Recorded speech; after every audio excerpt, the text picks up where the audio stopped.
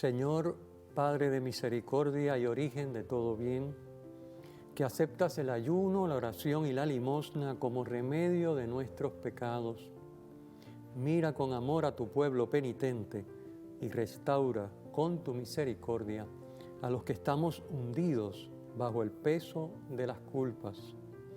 Por nuestro Señor Jesucristo, tu Hijo, que vive y reina contigo en la unidad del Espíritu Santo y es Dios por los siglos de los siglos. Amén. Bienvenidos una vez más a Saboreando la Palabra.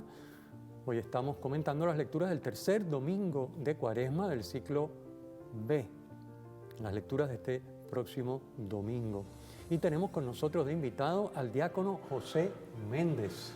José es el gerente de la Oficina de Procuración de Fondos del Arzobispado de San Juan y sirve también, José, como diácono en las parroquias María Llena de Gracia y San Francisco Javier. Bienvenido, José. Gracias, Padre, por la invitación. Gracias por acompañarnos. Así que vamos de lleno ya a comenzar. Recordarán los amigos que nos están sintonizando todas las semanas que hablamos de que la primera lectura siempre va a tener referencia a una de las alianzas que hace Dios. La primera fue con Noé, primer domingo de Cuaresma, la segunda con Abraham. Pues hoy tenemos la alianza con Moisés y nos recoge la primera lectura el Decálogo, los 10 mandamientos, que como sabemos hay dos versiones, ¿verdad? Está la versión que leemos hoy, que es la versión que está en Éxodo 20, y también, para los que quieran, ¿verdad?, sin contrastarla, releerlo, está también en Deuteronomio 5. Allí vamos a encontrar también básicamente lo mismo, no es que hayan cambiado, que hay otros, no son los mismos, pero están relatados, aparecen redactados dos veces en la Biblia, en estos dos sitios que le digo, Éxodo 20, que es la primera lectura, y Deuteronomio 5. Bien, este decálogo, estas 10 palabras, son, diríamos, como el resumen del pacto que hace Dios. Hemos venido hablando de las alianzas, pues ya la alianza última es la de Moisés, que se fundamenta en los 10 mandamientos, en el decálogo, y que contiene, pues, estos comportamientos que Dios exige de nosotros para que no vayamos contra lo que Él ha establecido. Aquí tenemos que recordar una cosa, y es que a veces no se entiende, y es los mandamientos se insertan, Dios nos los da, nos los revela, nos dice, así que quiero que te comportes, porque concuerdan con la manera en que Él ha hecho las cosas. O sea, los mandamientos no son una arbitrariedad que nos sacamos de la manga, Dios se saca de la manga y esto es lo que quiero, porque me da la gana, sino porque la creación y la manera de ser de las criaturas, de nosotros los humanos, y de relacionarnos como Dios ha establecido las cosas, requieren estos mínimos comportamientos, porque de hecho los 10 mandamientos son un mínimo. Sin eso no va a poder funcionar. O sea, te vas a hacer daño, le vas a hacer daño a los demás, le vas a hacer daño a la creación. Eso es así. Vemos dentro de lo que es el contexto como tal, ¿verdad? Dentro de la parte humana, dentro de lo que es el ser humano, tenemos unas reglas para poder funcionar, para poder comportarnos, para poder tener unos beneficios y demás. Y como el ser humano, pues dentro de su naturaleza siempre está buscando unos signos, ya sean visibles o algo que sea tangible, pues el Señor pues nos presenta esta metodología para que entonces podamos ser agradables a Él y podamos siempre pues buscar ese retorno a la patria celestial, que es donde cada uno de nosotros debemos de buscar y llegar a lo largo de nuestra vida. Así es. Es importante reconocer que, como hemos dicho, explicado en programas anteriores, la alianza es una alianza unilateral. Dios la establece con nosotros y Dios nos da los medios para cumplirla. Ese es el Nuevo Testamento que no podemos olvidar. Porque quiero volver a recordar, muchas personas viven pensando que están todavía en la antigua alianza, que es lo que yo tengo que hacer por Dios. Realmente lo que yo tengo que hacer por Dios, voy a volver a recalcarlo, es dejar que Dios haga por mí. Lo que yo hago es para dejar a Dios hacer. O sea, lo importante no es lo que yo hago, es lo que yo dejo a Dios hacer con lo que yo hago. Eso es así. Que si no lo hago, Él no va a hacer, no puede, porque no se lo permito, porque yo soy libre. Pero si yo no lo hago, Él no puede hacer. Pero lo importante no es lo que yo hago, es lo que Él hace cuando yo se lo permito con lo que hago. Eso es así, porque nosotros los seres humanos estamos llamados a ser ese canal de bendición que Dios quiere que seamos para nuestros hermanos que tenemos a nuestro lado. Ya sea como pues hemos visto en las semanas anteriores, tanto aquellas personas que no nos agradan, que muchas veces llamamos personas no buenas, personas malas, como también para todos aquellos que son, ¿verdad? Y simpatizan con nuestra forma de caminar, de hablar, de nuestro diario vivir. El Señor nos invita en el día de hoy a que podamos ver que Él quiere obrar en la vida de cada uno de nosotros y por medio de la vida de cada uno de nosotros poder llegar a los hermanos que están a nuestro alrededor para que se puedan encontrar con Él y puedan cambiar sus vidas y recibir la redención que nos dio por medio de Jesucristo. Así es, en la medida en que nos abrimos y dejamos a Dios ser más Dios en nosotros, vivir más plenamente en nosotros, nuestro actuar se va alineando cada vez más con el actuar de Dios. Esa presencia de Dios en nosotros es la que, cuando entramos en contacto con los demás, cuando nos desenvolvemos en los lugares en que hacemos nuestra vida, Dios le permitimos a Dios tener un encuentro, mejor dicho, le permitimos a las personas tener un encuentro con Dios a través de esa relación con nosotros. Ese es el proceso, ese es el proceso. Por eso la fe se contagia de esta manera. No es decir, vente que yo te voy a traer para que tú... No, es la persona que al entrar en contacto con un bautizado que es coherente y vive su fe, y de hecho para eso es la Cuaresma, para, como hemos dicho en programas anteriores, abrirnos cada vez más y dejar que el Señor cada vez más nos transforme y nos haga como Él quiere ser y por lo tanto viva más plenamente en nosotros, nuestro actuar sea y nuestra presencia sea realmente presencia de Dios en el mundo. Pues con ese contacto los otros van a sentirse atraídos, porque obviamente no hay nada más atractivo que encontrarse con Dios. Por supuesto, no existe otra cosa más atractiva que encontrarse con Dios porque hemos sido creados para Él. Por eso que San Pablo dice en la carta a los romanos, dichosos aquellos, ¿verdad? Los mensajeros, los enviados del Señor, porque por medio de su palabra escuchen de la palabra de Dios. Y por medio de la palabra de Dios es que nace la fe en la vida de cada uno de los seres humanos. Así es, así es. Pausamos y regresamos luego de la pausa.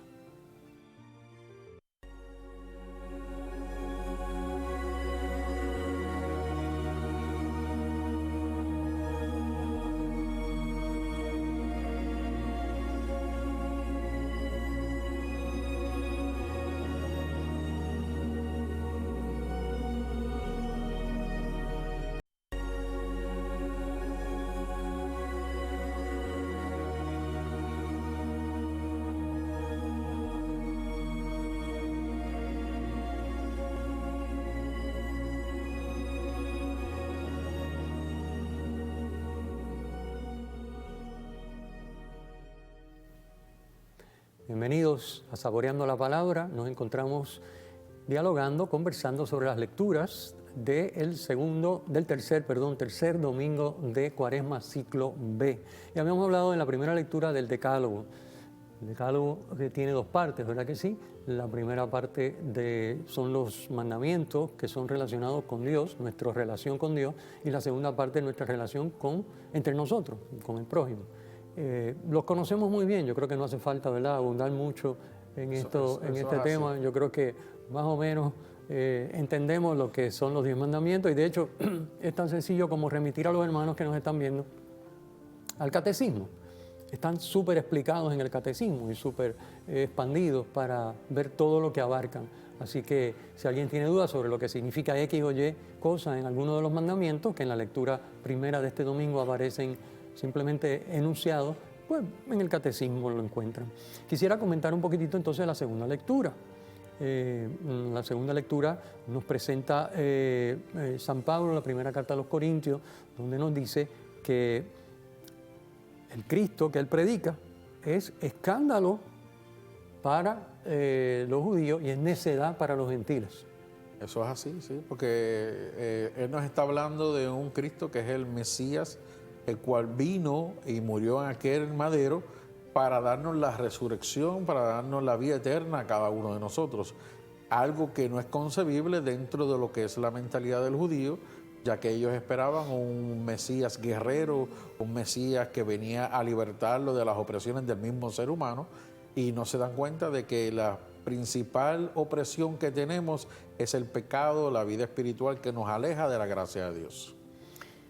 Fíjense que estas objeciones que presenta Pablo han sido, son y serán actuales.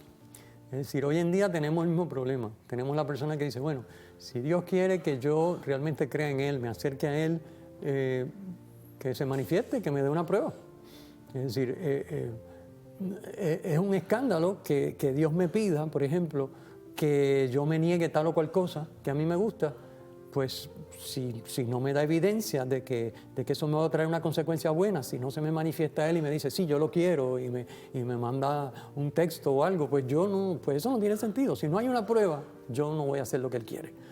La otra manifestación, el otro comentario de San Pablo, el tema de los gentiles, ellos exigen que sea lógico. Es decir, lo que Dios me pide no es lógico, pero lógico ¿según qué? Bueno, lógico según mi mentecita humana.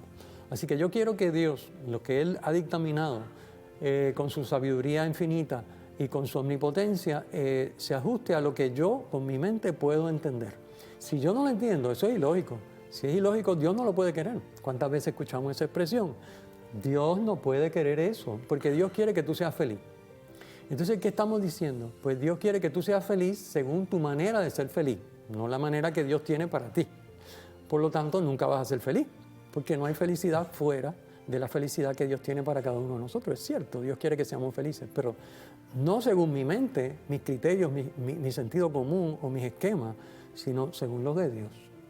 ¿No? También tenemos que ver que a nivel social nos quieren programar a una felicidad la cual no proviene de Dios, una felicidad vana, una felicidad la cual es algo temporal o es algo ya sea emocional o que tenga que ver con algo que haya en el medio ambiente que nos dé una supuesta felicidad, pero una vez nos alejamos de ese compartir, nos alejamos de ese ambiente, pues vuelve nuevamente ese vacío existencial en la vida del ser humano y volvemos nuevamente en esa búsqueda de cómo yo puedo encontrar y mantenerme en esa felicidad.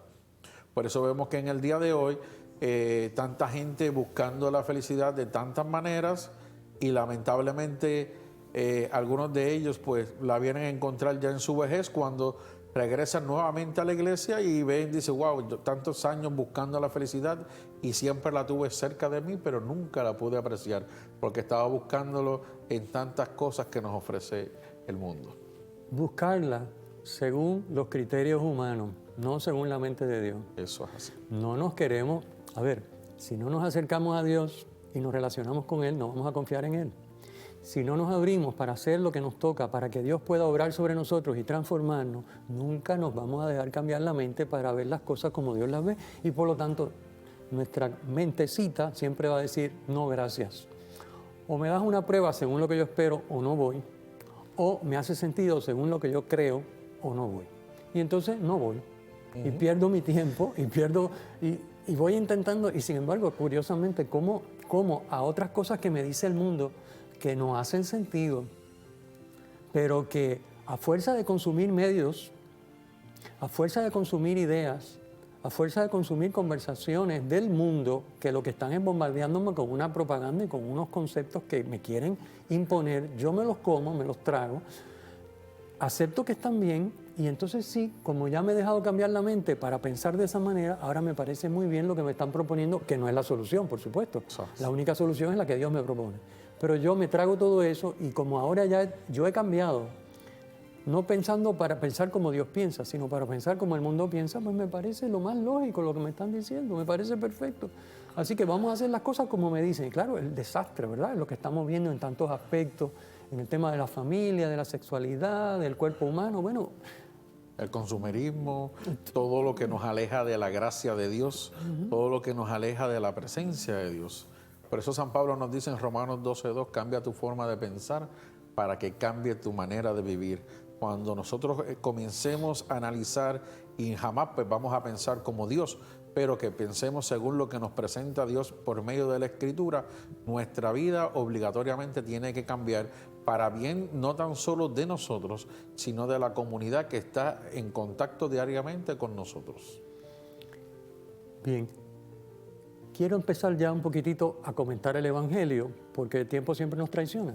El Evangelio de esta semana es ¿cuál? Pues es el que todos conocemos, porque Jesús entra al templo y ve allí todo el montaje de negocios que tienen, del cambio de monedas, de la venta de animales para los sacrificios, y hace un azote y los bota a todos del templo. Y entonces esa escena, que es impactante, no se nos olvida. Y la vamos a comentar ahora al regreso de la pausa, pero lo que quiero es decirle, anticiparle, que lo importante no es que Jesús haya indignado con el templo, y digo, con el templo no, con las autoridades del templo que permitían esos abusos y los haya votado. Lo importante es la revelación que él hace de sí mismo y que nos trae este evangelio, que en este domingo es un evangelio narrado por Juan. Regresamos.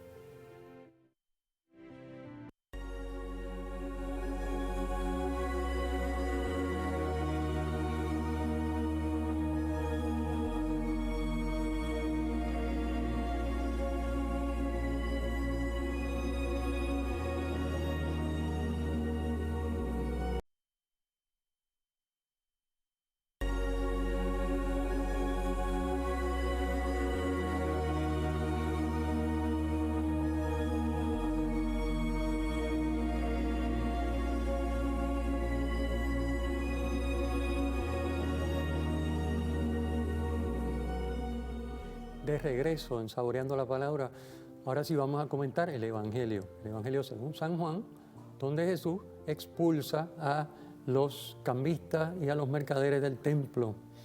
Y como dijimos antes de la pausa, lo importante no es eso, aunque eso es quizás lo más notorio, lo que más nos llama la atención y no se nos olvida. Lo importante es la revelación que Jesús hace de sí mismo como el nuevo templo, como el templo de la nueva alianza. Yo creo que eso es lo más importante para nosotros, que vivimos la nueva alianza, por supuesto. Así que fíjense qué interesante, este evangelio es de Juan. Recuerden que estamos en el ciclo B y normalmente los evangelios, de hecho los que hemos visto los domingos anteriores son de Marcos, pero hoy pasamos a Juan. Y Juan siempre tiene unos evangelios que tienen, diríamos, casi siempre dos niveles de comprensión. El nivel de lo que está pasando y el nivel de lo que se está simbolizando. Fíjense cómo se hace buena la palabra de Pablo en la segunda lectura que comentamos. Los judíos le exigen signos. Cuando Jesús expulsa a los mercaderes, y por supuesto ya sabemos que aquello era tremendo negocio lo que había allí. A ver, para poner en perspectiva, ¿verdad? Un poquitito, porque hay quizás algunos de los televidentes, de los que nos están escuchando, no saben qué es lo que estaba pasando. Solamente pues uno se indigna, sí, que lo saque porque está mal, el templo es para oración, mi casa es casa de oración. Pero ¿qué es lo que estaba pasando allí? Bueno, la ley exigía unos sacrificios y exigía unas contribuciones económicas. Entonces esas contribuciones económicas, pues allí le hacían un cambio de moneda, ahí tenían una casa de cambio, porque no se aceptaban las monedas romanas, porque las monedas romanas eran sacrílegas. Tenían la imagen. El imperio. Pues, por eso, de paso hacíamos business, ¿verdad? Hacíamos negocio y cambiábamos siempre con una tasa favorable. Pero bueno, la idea era que no, una moneda romana no se puede aceptar porque tiene la imagen del César. El César dice que es Dios, se hace pasar por Dios y eso es sacrílego. No se puede ofrecer una moneda de un Dios humano aquí en el templo. Entonces te la cambiamos, ¿verdad? Y luego hacen falta sacrificios, pues hay que traer las famosas palomas y los corderos y todo el lío para... Entonces, pero claro, si tú vienes de lejos, tú mejor traes los chavos y los compras para ofrecerlos, ¿verdad? Y entonces, pues nosotros te los vendemos.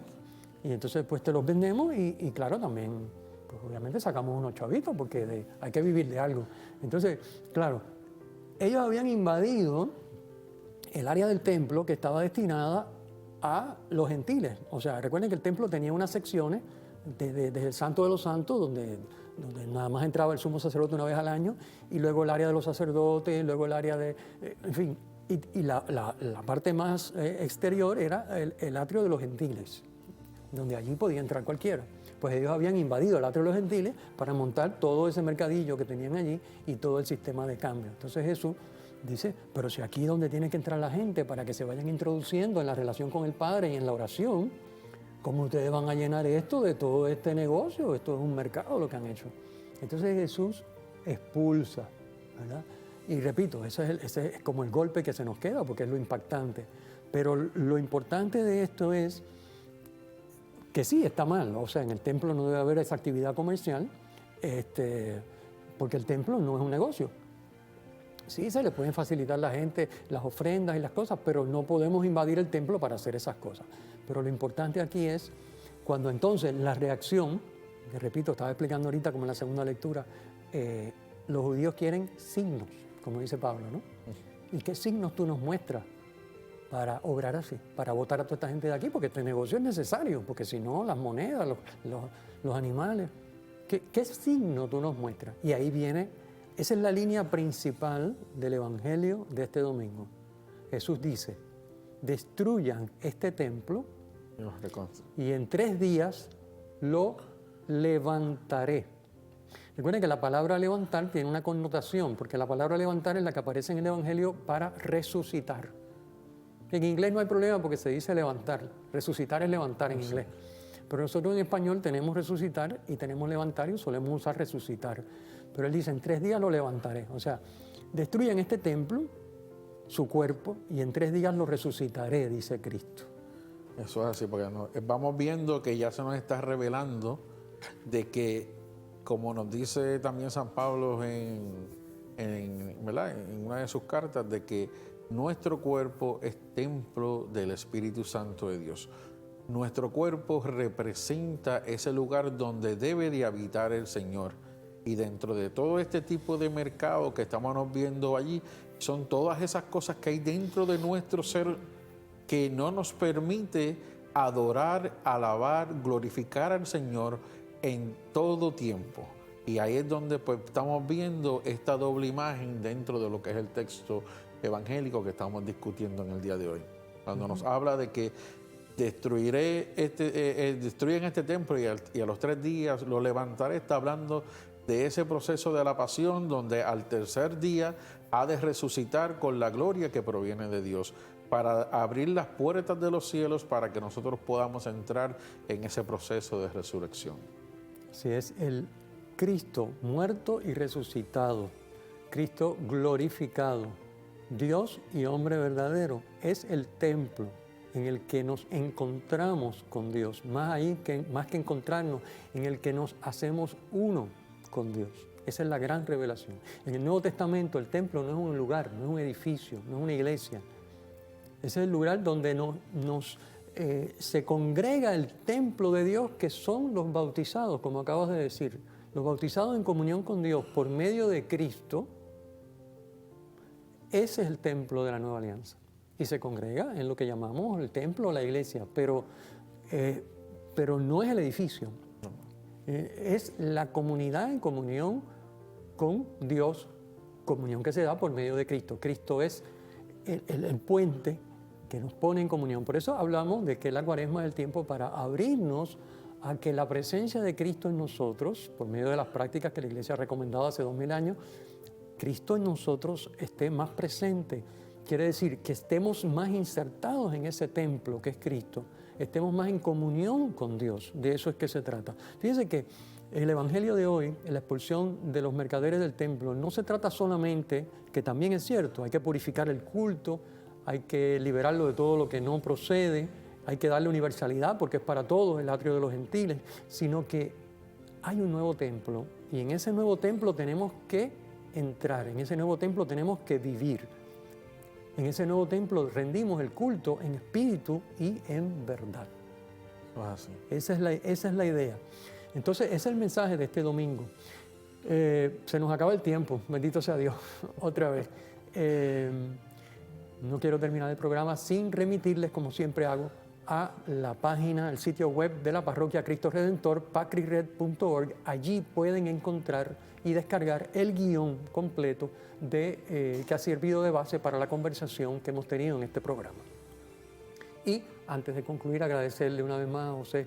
José, gracias por tu tiempo, gracias por participar aquí en el programa, que podamos seguir comentando la palabra muchas veces más. Así sea, y gracias a usted por la invitación y a la audiencia por sacar el rato de escucharnos y vernos. Claro que sí. Muchísimas gracias. Hasta la próxima. Que Dios me los bendiga.